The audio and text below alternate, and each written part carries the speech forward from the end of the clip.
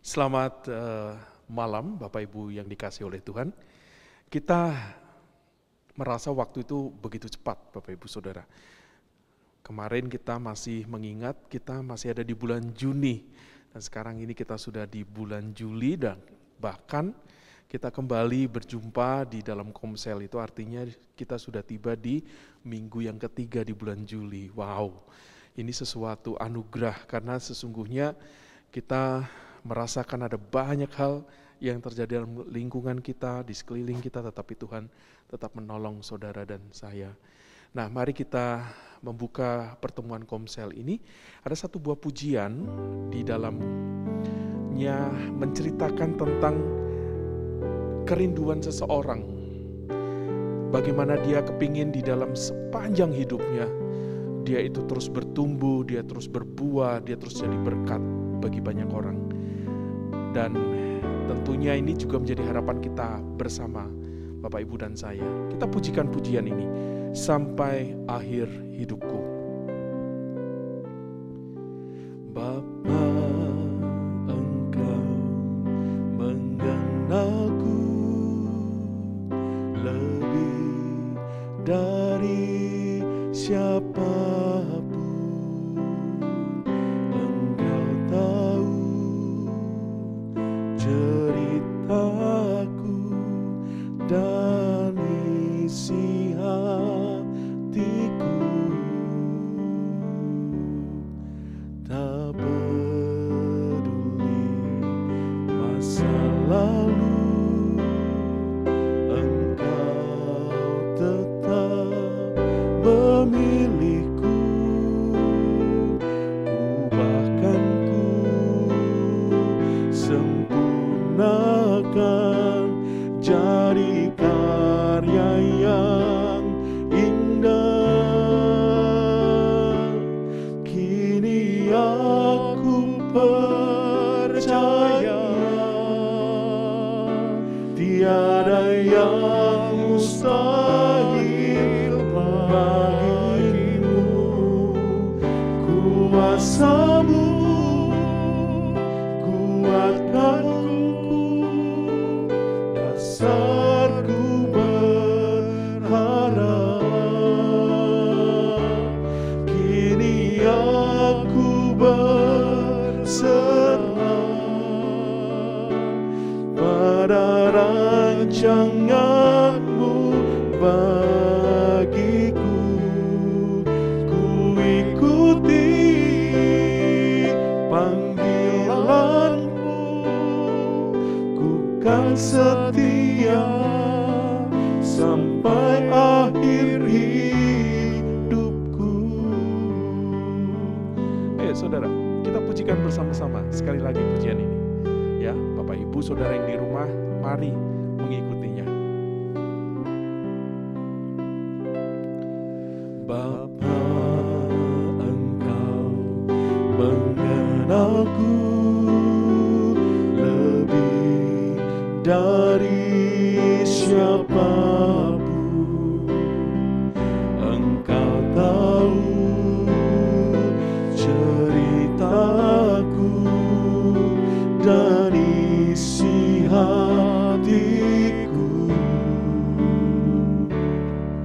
Tak peduli masa lalu, Engkau tetap memilihku.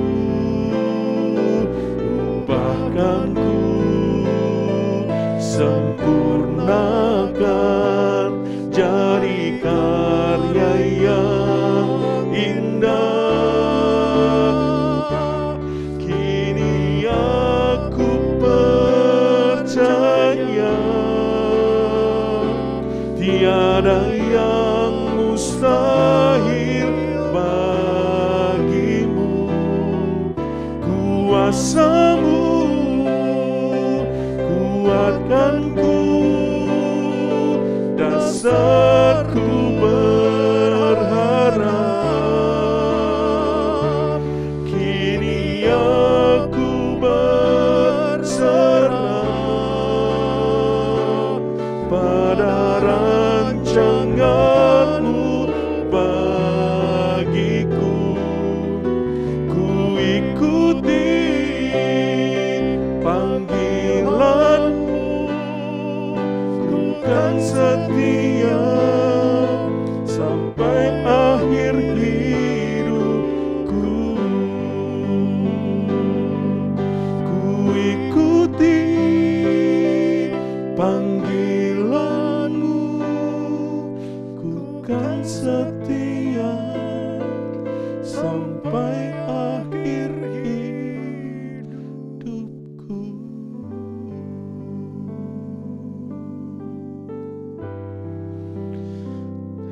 pujian yang indah.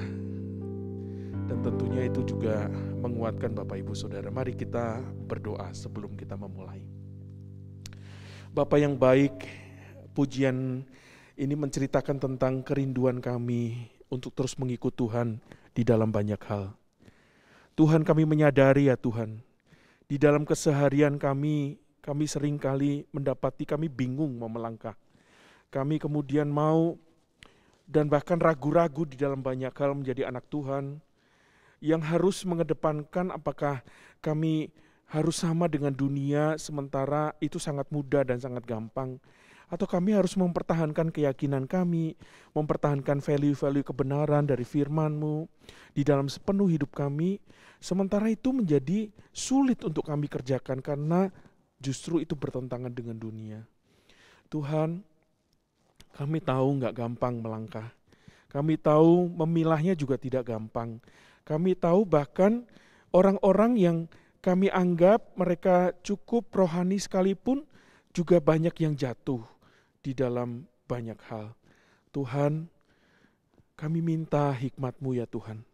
Malam hari ini kami mau berjumpa bersama dengan teman-teman kami yang lain di dalam meskipun online, tapi kami melihat ada keluarga kami yang ada di sekeliling kami yang juga mau bertumbuh bersama, yang juga mau belajar firman, yang kemudian juga mengambil satu komitmen yang besar untuk kami betul-betul harus memperjuangkan kekudusan kami di dalam perjuangan hidup yang semakin sulit ini ya Tuhan. Kami menyerahkan dari awal hingga akhir dari Komsel pada malam hari ini ke dalam tangan Tuhan, dan berkati setiap penguraian, pengupasan, perenungan, dan penyelidikan firman, sehingga kami betul-betul berangkat dari firman itu, kami melangkah dengan pertolongan Tuhan. Kami menyerahkan di dalam nama Tuhan Yesus kami berdoa. Amin. Jemaat yang dikasihi oleh Tuhan, kita di bulan Juli ini bicara banyak tentang yang namanya peran kekudusan di dalam perjuangan hidup. Sebetulnya perannya seperti apa? Nah, kita akan membaca bagian firman Tuhan yang terambil dari Kolose pasalnya yang ketiga, ayat yang pertama sampai dengan ayat yang ke-10 saja saya akan membacakan. Nanti Bapak Ibu Saudara kalau menyimak dari bahan Komsel, itu bahan kita sebetulnya dimulai dari pasal kedua ayat yang ke-15 sampai pasal yang ketiga ayat yang ke-17. Tapi saya hanya mencoba untuk membacakan hanya di 10 ayat di pasal yang ketiga. Demikianlah firman Tuhan. Karena itu kalau kamu dibangkitkan bersama dengan Kristus, carilah perkara yang di atas di mana Kristus ada, duduk di sebelah kanan Allah. Pikirkanlah perkara yang di atas, bukan yang di bumi. Sebab kamu telah mati dan hidupmu tersembunyi bersama dengan Kristus di dalam Allah. Apabila Kristus yang adalah hidup kita menyatakan diri kelak, kamu pun akan menyatakan diri bersama dengan Dia di dalam kemuliaan. Karena itu matikanlah dalam dirimu segala sesuatu yang duniawi, yaitu percabulan, kenajisan, hawa nafsu, nafsu jahat, dan juga keserakahan yang sama dengan penyembahan berhala. Semuanya itu mendatangkan murka Allah atas orang-orang durhaka. Dahulu kamu juga melakukan hal-hal itu ketika kamu hidup di dalamnya. Tetapi sekarang buanglah semuanya ini, yaitu amarah, geram, kejahatan, fitnah, dan kata-kata kotor yang keluar dari mulutmu. Jangan lagi kamu saling mendustai, karena kamu telah menanggalkan manusia lama serta kelakuannya, dan telah mengenakan manusia yang baru, yang terus-menerus diperbaharui untuk memperoleh pengetahuan yang benar menurut gambar kaliknya. Sedemikian jauh pembacaan firman Tuhan. Nanti saya mengharapkan Bapak Ibu Saudara membacanya hingga pasal 3 ayat yang ke-17. Saya kembalikan ke Pak Victor di dalam hal ini. Oke, Pak Antoni, ini sekarang ini kan lagi zaman COVID gini ya, lagi pandemi, terus di WA itu berseliweran berbagai berita. Mulai dari nanti si A kena COVID, kemudian juga berita tentang PPKM, berita tentang hoax bahkan ada di situ banyak banget ya. Sekarang hoax-hoax itu berkembang banyak sekali. Nah, sebagai orang percaya nih, ya menurut Pak Antoni ini kita harus gimana sih menyikapi semuanya itu, berita-berita yang kita terima itu? Ya, sebetulnya ini sesuatu yang sangat praktis ya Pak Victor ya. Dan rasanya itu juga nggak jauh dari kita, karena kita juga involved di banyak grup-grup ya. Entah itu grup komsel, entah itu grup internal gereja di mana kita ini bertumbuh bersama, tetapi juga ada grup di mana kita itu berjumpa dengan orang-orang di luar sana, dengan orang-orang mungkin di perkumpulan kita masing-masing ataupun juga di kompleks di mana kita tempat tinggal. Sehingga value-nya itu beda gitu. Jadi artinya kalau kita ngomongin tentang harusnya di dalam grup-grup komsel yang senada apalagi segereja, pengajaran yang kita terima kan sama. Jadi artinya kalau sampai nantinya ada berita-berita seperti itu, harusnya mulai mikir nih, kemarin saya diajarin apa ya? Lalu kemudian ini ada berita kayak begini, kira-kira aku harus ngapain ya? Nah, pemikiran-pemikiran yang matang itu harusnya keluar duluan gitu. Nah, beda mungkin dengan pengalaman perjumpaan dengan value keyakinan yang lain di luar sana ya. Di grup mungkin ada yang berlatar belakang keyakinan yang lain tentunya. Dan itu bisa saja mempengaruhi cara berpikir gitu. Nah, baiklah kita sebetulnya sebagai orang percaya harusnya mulai menyaring. Kira-kira berita ini benar nggak ya? Tak cari informasinya dulu gitu. Jadi hal yang paling utama yang saya lakukan biasanya ya karena saya diajarin untuk tidak bergosip, saya diajarin untuk tidak terlalu cepat menanggapi dengan kepala yang panas, misalnya itu hoax, misalnya itu ajakan yang ada apa namanya hate speech ya, maksudnya orang-orang yang menyuarakan kebencian kepada banyak orang atau kepada pemerintah atau bahkan karena ini dengan adanya pandemi. Saya pikir kita harus mulai dengan kepala dingin, dengan bijak, mulai mencari informasi ini benar enggak. Dan kalaupun misalnya itu benar, kalau itu bisa membuat kita bertumbuh dan jadi berkat, enggak apa-apa disaringkan. Tapi kalau itu betul-betul nantinya malah justru itu benar tapi justru membuat kita down, ya udah didiemin aja. Jadi kira-kira sih praktisnya begitu sih Pak Victor kalau saya pribadi ya, ketika membicarakan bagian-bagian itu tuh memang berat sih. Tapi itu bagian kita untuk mencoba hidup kudus, benar gak sih? Iya, iya. Ya kadang kita nggak sadar sih memang ya, begitu dapat berita apa langsung kita main sebar-sebarin. Bahkan kadang kita sendiri nggak tentu baca tuh beritanya gitu ya. Jadi dari tadi yang disampaikan, kita diingatkan sebagai orang percaya, yuk kita jangan asal sebarin, tetapi kita cek dulu kebenarannya gitu ya. Nah itu yang saya rasa hal yang cukup penting nih. Nah kita mau masuk nih ke dalam topik kita hari ini. Ya, topik kita yang pertama itu membicarakan tadi kupasan kita berkaitan dengan berita-berita yang kita sering tangkap di grup. Artinya begini, tantangan kita sebagai orang percaya itu adalah kita semua itu akan menjadi sama nggak sih dengan orang-orang di luar sana? Yang mungkin bisa meneriakkan apa ya, perkataan kotor, ya, umpatan misalnya, atau hal-hal yang tidak menyenangkan, atau bahkan kita ikut-ikut membenci yang betul-betul sebetulnya nggak perlu dibenci dan nggak perlu dilakukan. Dan itu bagian dari kekudusan gitu loh. Jadi mari kita sama-sama mencoba untuk mengingat bagian firman Tuhan yang dinasihatkan oleh Rasul Paulus. Tadi di awal sempat kita membaca di bagian Kolose, saya hanya ingin mengingatkan ada bagian-bagian di Kolose itu, terutama di pasal 2 ayat 15 sampai ke bawahnya sebelum bagian pasal yang ketiga, itu bicara banyak tentang apa-apa yang harus kita kerjakan, yang kita harus siapkan, yang kita harus preparing ketika menghadapi pandemi ini dan tentu saja konsekuensinya. Hidup di tengah pandemi itu seperti apa? Bapak Ibu Saudara pastinya sudah tahu. Nah, di sini di uraian di bahan yang Bapak Ibu Saudara terima nantinya, di situ ada bagian di bold di nomor 1 itu dikatakan demikian. Nasihat apakah yang diberikan Paulus kepada orang Kristen yang terpapar pengajaran sesat yang menekankan ibadah penyembahan pada malaikat, ritual yang salah bahkan hingga menyiksa diri Dan jika Anda diminta untuk mengaplikasikan nasihat tersebut, hal apa saja yang harus Anda lakukan guna mempertahankan hidup kudus di hadapan Tuhan. Ini mungkin persoalannya beda Pak Victor. Kalau pada jemaat Kolose bicara tentang pengajaran sesat. Orang-orang yang kemudian juga memberitahukan bahwa ini yang betul, itu yang betul, sehingga membuat orang-orang Kristen yang pada waktu itu baru bertumbuh mungkin bisa saja terpengaruh. Nah, kita sekarang membicarakan tentang kejadian di mana kita menghadapi yang namanya berita-berita hoax. Itu juga masuk ke dalam pengajaran. Apakah itu sesat? Berita itu sesat atau tidak? Atau kemudian kalau kita ngomongin tentang pandemi itu harus mengajarkan kita isolasi mandiri. Ada panduannya. Nah, panduan itu benar atau enggak? Atau kemudian obat-obatan atau sharing apapun juga yang itu juga bisa menyesatkan orang gitu loh. Nah, ternyata kekudusan itu sampai mencakup ke arah sana.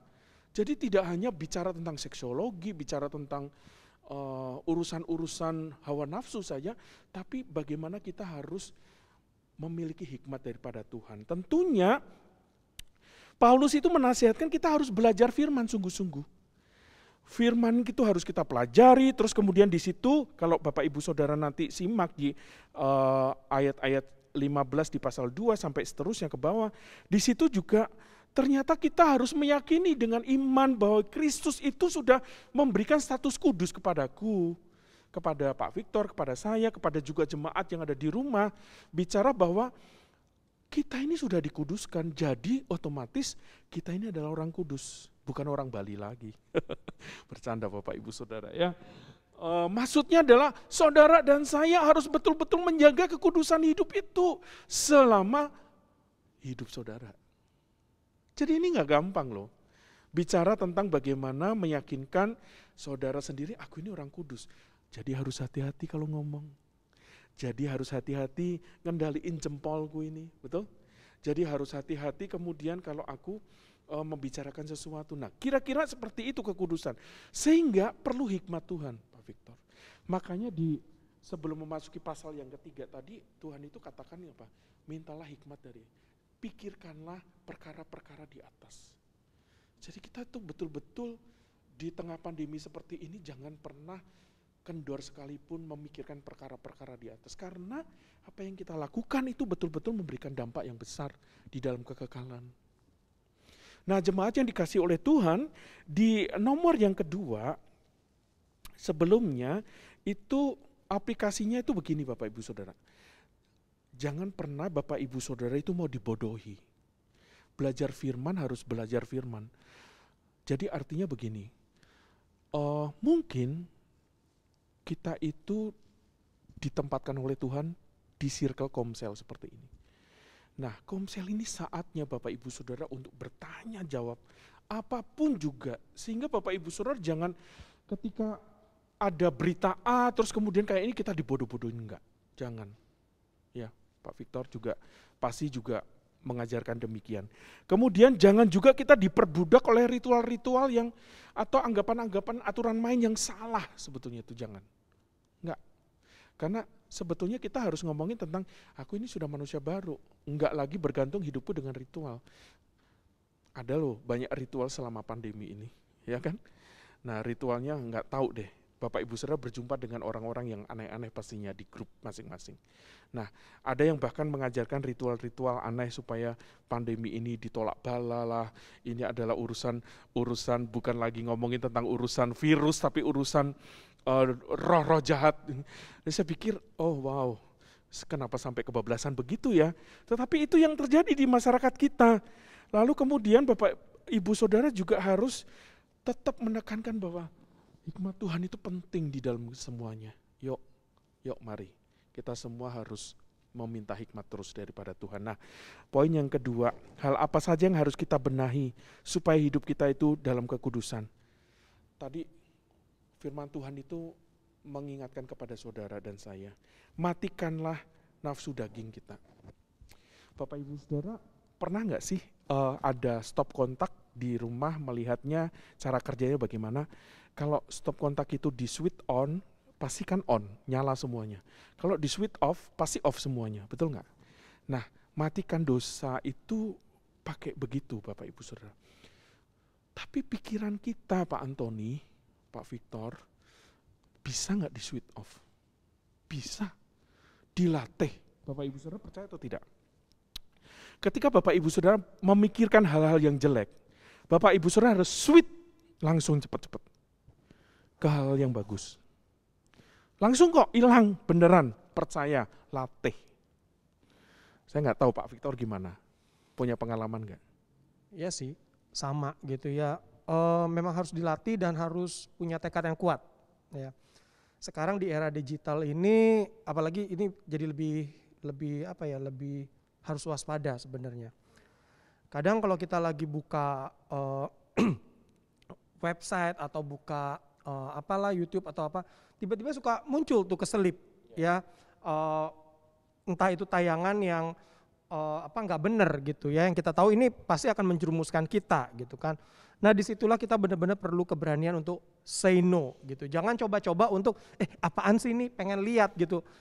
Jangan ya, jadi mesti benar-benar enggak, ini hal yang nggak benar gitu. Betul. Jadi ya itu sih diantaranya. Kemudian kalau kita lihat juga kita mesti belajar untuk melatih diri membuang karakter kita yang nggak benar. Ya ini nggak gampang sih ya. Saya termasuk orang yang nggak sabaran sebenarnya. Ya gampang sekali marah sih sebenarnya gitu kan. Nah, kalau kita tahu Pak Victor sabarnya lebih daripada saya. Kelihatannya. Tapi yang tahu saya gimana kan paling nggak istri saya lebih tahu ya. Jadi saya termasuk orang yang nggak sabaran. Apalagi misalnya kalau lagi nyetir ketemu orang di depan yang ngeselin gitu ya cara nyetirnya. Aduh rasanya udah pengen gregetan meskipun nggak berkata-kata kasar maki-makinya, tetapi itu udah kalau pengen klaksonin sekencang mungkin pengen tak klaksonin gitu loh ya.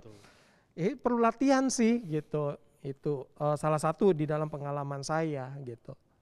Ya, saya pikir setiap kita memang nggak gampang ya untuk menjadi manusia baru terus membuang manusia lama kita. Bapak Ibu Saudara pengandaiannya sederhana aja. Bapak Ibu Saudara beli barang, ya kan? Pak Victor pernah beli barang, ya. Misalnya sepatu deh. Sepatu ada kemasannya dong, ada dosnya. Kira-kira sayang nggak sih buang dosnya? Sayang, ya kan? Pikirannya aduh dosnya bagus, nanti juga suatu saat nanti bisa untuk pakai untuk apa dan lain sebagainya. Tapi ternyata bertahun-tahun kemudian itu jadi debu, tau nggak sih? Bener nggak? Iya, nggak dipakai terus nggak dipakai apa-apa. Terus kemudian itu memenuhi rumah kita dan akhirnya rayap masuk dan lain sebagainya. Jadi kadang Bapak Ibu Saudara itu pengandaian yang sederhana. Kadang kita itu eman banget untuk membuang membuang hal-hal yang jahat, pengaruh-pengaruh jahat, sifat-sifat yang jahat yang menjadi bagian dari manusia lama kita. Kita tuh eman. Aduh sayang gitu ya. Kayak barang tadi, ditumpuk semuanya. Sampai akhirnya itu menjadi kotor gak sih? Rumah kita, bait Allah ini, tubuh kita, juga ada di sana jiwa dan roh kita, itu menjadi kotor, tahu gak sih? Bapak Ibu Saudara, yuk buang. Kalau sekarang ini gak usah eman. Kalau hal-hal yang jelek buang aja. Jadi mulai yang sekarang harus berani merestorasi diri. Kira-kira begitu ya Pak Victor ya? Iya. Seperti yang di bagian yang selanjutnya nih yang akan kita bicarakan itu kita sebenarnya harus menunjukkan tindakan yang nyata ya di dalam hidup kita, dalam rangka kita membenahi hidup kita supaya kekudusan itu tetap terjaga di dalam hidup kita gitu ya. Nah tindakan-tindakan nyata beberapa tadi sih sudah kita sempat sebutkan, misalnya kalau ada tayangan yang kita tahu itu sudah nggak bagus, nggak usahlah penasaran lagi, langsung cut, langsung nggak usah dilakukan gitu ya. Tetapi saya rasa berbicara tentang kekudusan itu luas banget ya. Ya seperti tadi Pak Antoni katakan bukan hanya urusan seksual gitu ya, tetapi ada banyak hal. Mungkin di dalam pengalaman Pak Antoni apalagi kira-kira tindakan nyata untuk menjaga supaya hidup kita tetap kudus? Iya, tadi Pak Victor memberikan tentang contoh sederhana tentang marah. Kalau saya supaya tidak gosip dan fitnah sih. Itu kadang itu media sosial ya. Kita hidup di tengah-tengah generasi yang media sosial itu menjadi booming gitu. Menjadi sesuatu yang tidak terkendali lagi dan kita semua hampir-hampir punya. Saya nggak tahu Bapak Ibu Saudara punya media sosial apa saja gitu ya, yang bisa Bapak Ibu Saudara miliki platformnya, entah itu Facebook, entah itu Instagram, entah itu YouTuber, saudara, apalagi yang sekarang ini yang keren ada TikTok. Lalu kemudian Instagram itu memberikan satu fitur yang baru namanya Reels, dan masih banyak lagi lah. Di situ itu bisa jadi tempat untuk nyinyir ada loh. Tentang kondisi Indonesia, tentang pemerintah. Lalu tiba-tiba orang yang sudah nyinyir dan kemudian menjadi terkenal, dulunya kita nggak tahu siapa dia nih, Bapak Ibu Saudara. Tiba-tiba nyempil lah muka-muka kayak gitu. Ya kan? Terus kemudian yang terjadi itu adalah gini. Orang-orang itu pokoknya udah melakukan itu semua kayak bangga dan terkenal, viewernya berjut-jut gitu kan. Lumayan loh Bapak Ibu Saudara kalau sudah viewernya berjut-jut itu pasti ada monetize-nya ya, kira-kira kurang lebih begitu. Lalu kemudian yang terjadi itu adalah orang itu kemudian ditangkap. Terus apa yang terjadi? Minta maaf. Dan itu real terjadi hampir-hampir setiap kali orang itu berbuat salah atau berbuat sesuatu, bergosip atau melakukan fitnah, lalu kemudian ujung-ujungnya ditangkap lalu minta maaf. Gampang ya. Nah saya nggak tahu di konteks, kalau saya pribadi juga kadang untuk mengendalikan lidah itu nggak gampang Pak Victor. Apalagi kalau sudah tahu ada yang bumbuin cerita-ceritanya. Kita kan pengetahuan kita itu kan nggak holistik ya. Kadang kita itu parsial gitu pengetahuannya. Jadi kalau pengetahuan yang parsial ini yang sebagian, lalu kemudian kita mendengarnya cuma sebagian dan itu membakar hati, aduh langsung komen saya. Padahal saya belum tentu tahu bahwa itu benar atau enggak. Jadi jempol saya dan pikiran saya itu gampang tersulut. Bisa ngegosip, bisa memfitnah gara-gara media sosial. Dan itu betul-betul kita itu dituntut untuk minta hikmat Tuhan. Makanya dari tadi saya bilang hikmat Tuhan itu penting, firman Tuhan itu penting. Lalu kita harus mengingat bahwa saya ini orang kudus yang sudah dikuduskan.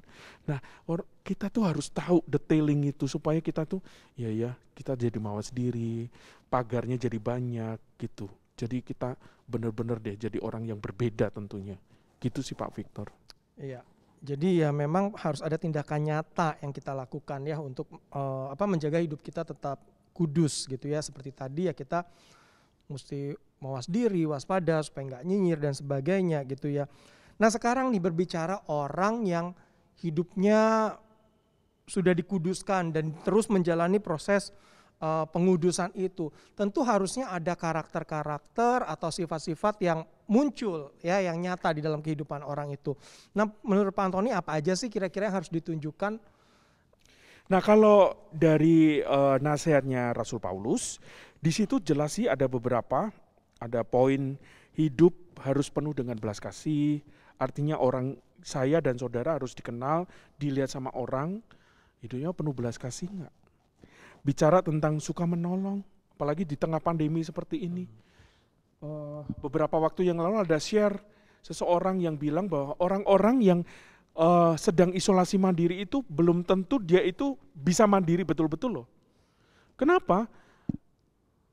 Oke, dia itu di rumah saja, tapi dia punya makanan enggak? Dia punya sesuatu yang bisa untuk membuat imunnya naik enggak? Dia bisa kemudian menjalani hidupnya di sana enggak? Karena beberapa kali saya mendengar berita dan melihat berita tentunya, ada orang yang meninggal tidak diketahui, kayak kemarin barusan ada seorang ibu yang meninggal 15 jam kemudian baru ketahuan. Dan itu kalau dia COVID, Bapak Ibu Saudara, itu kasihan loh. Jadi itu kan juga sumber sakit penyakit ya. Jadi kita harus betul-betul punya hati yang suka menolong di tengah pandemi ini. Mengasahnya itu lebih gampang dibandingkan semuanya hidupnya enak. Beneran.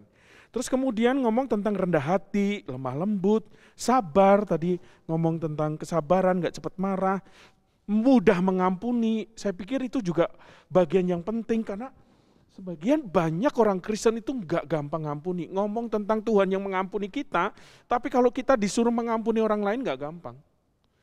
Nah ini ngomong tentang kekudusan itu juga ngomong tentang pengampunan itu.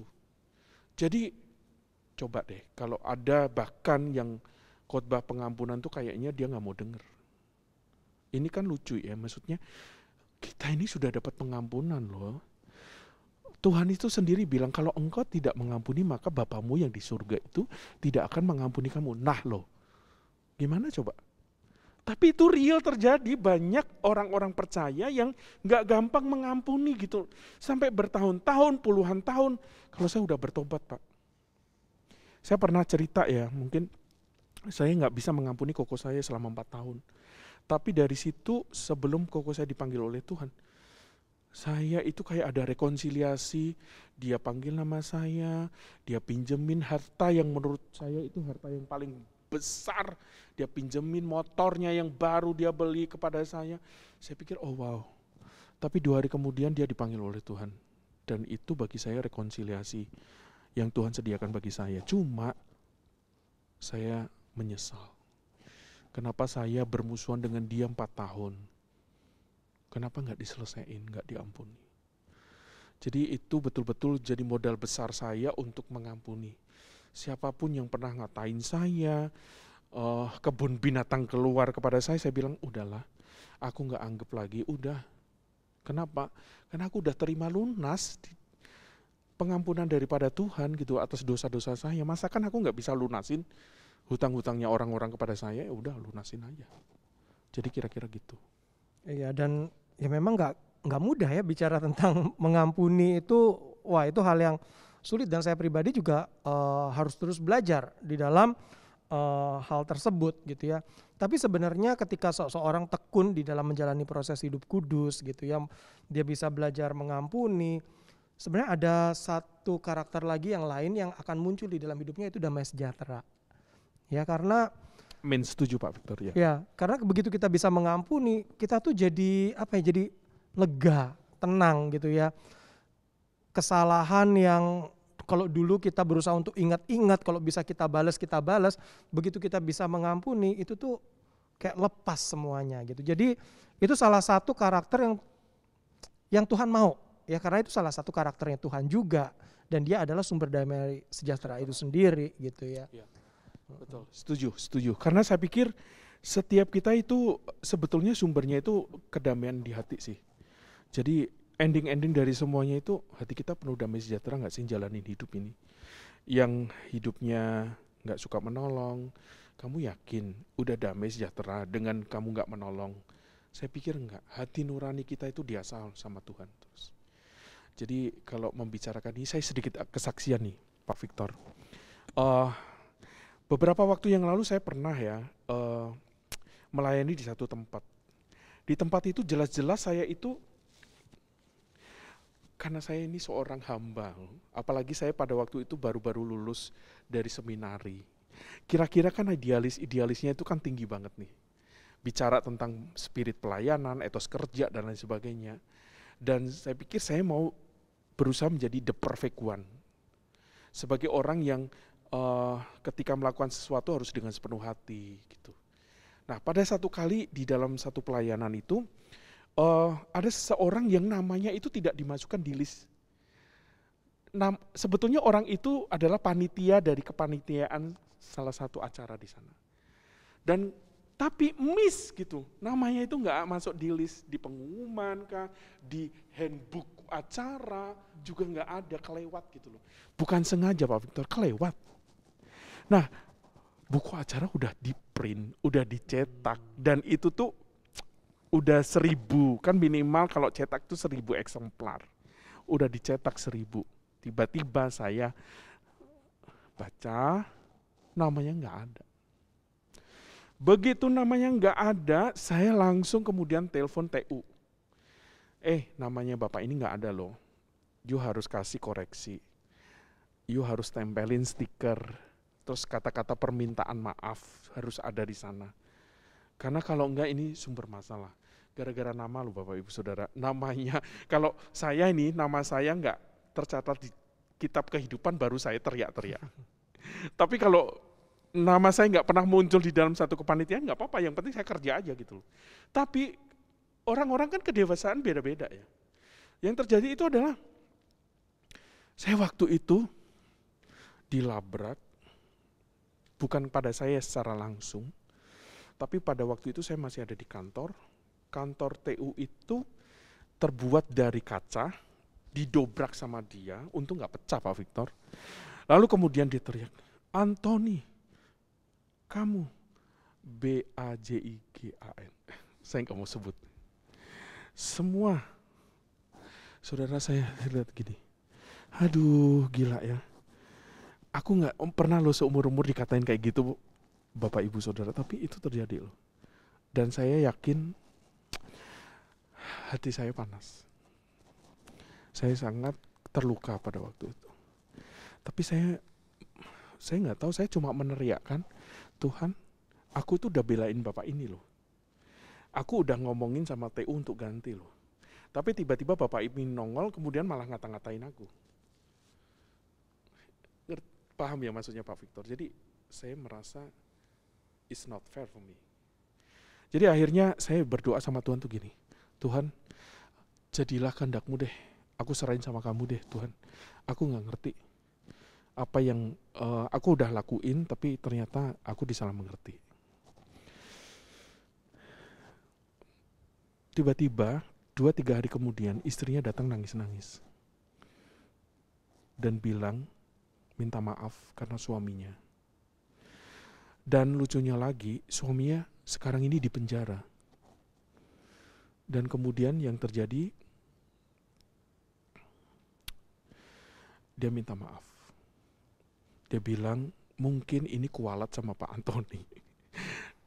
Mungkin Bapak Ibu Saudara yang tidak tahu arti kualat, ya itu katanya adalah akibat kurang ajar dengan saya. Jadi saya pikir enggak, saya enggak pernah loh doain yang aneh-aneh dan apa. Tapi saya minta Pak Anthony ngampuni, Pak Anthony doain.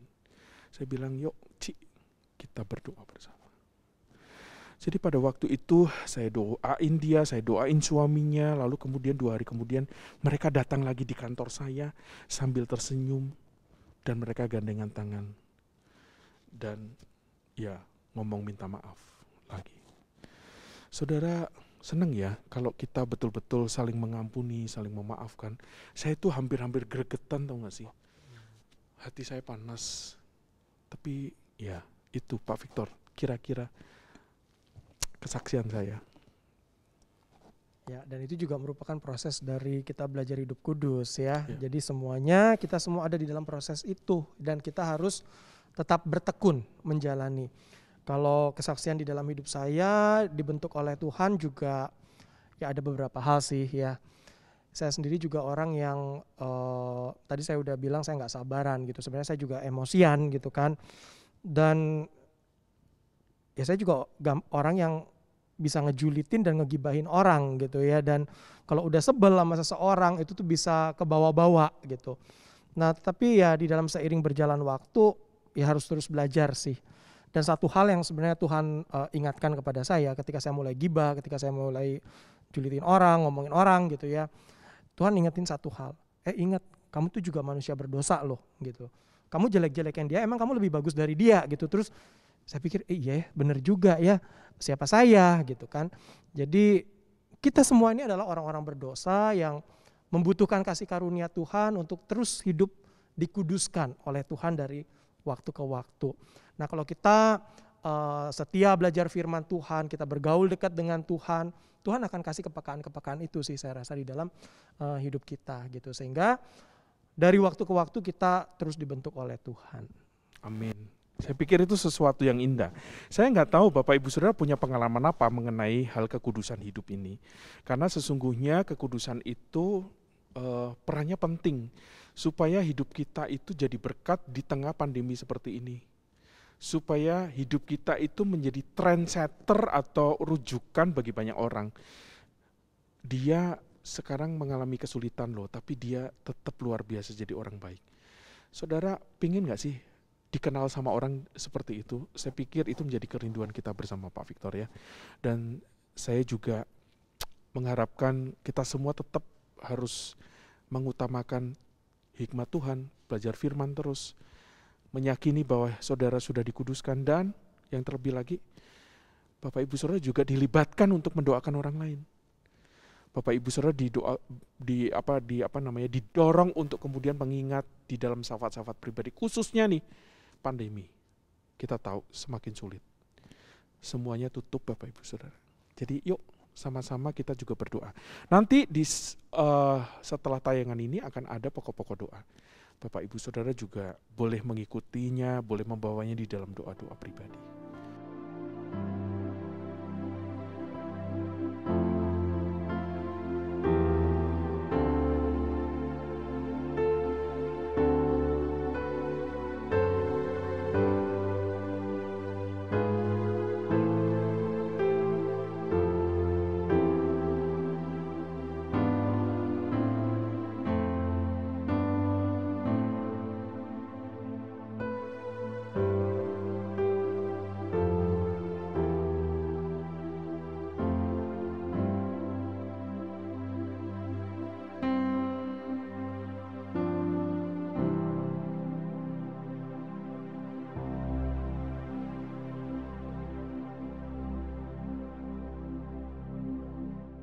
Mungkin Pak Victor bisa tutup di dalam doa.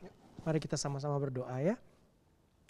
Bapa kami di dalam surga, kami ucap syukur, terima kasih untuk waktu kami bersama-sama diingatkan kembali bahwa setiap kami orang-orang yang sudah diberikan status kudus oleh Tuhan dipanggil untuk tetap mengerjakan keselamatan kami.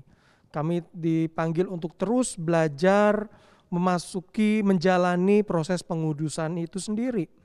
Tuhan tolong kami, anak-anak-Mu yang seringkali gagal, yang seringkali penuh kelemahan. Tuhan tolong terus kuatkan kami. Tuhan bangkitkan kami untuk kami semakin hari semakin taat kepada Engkau ya Tuhan.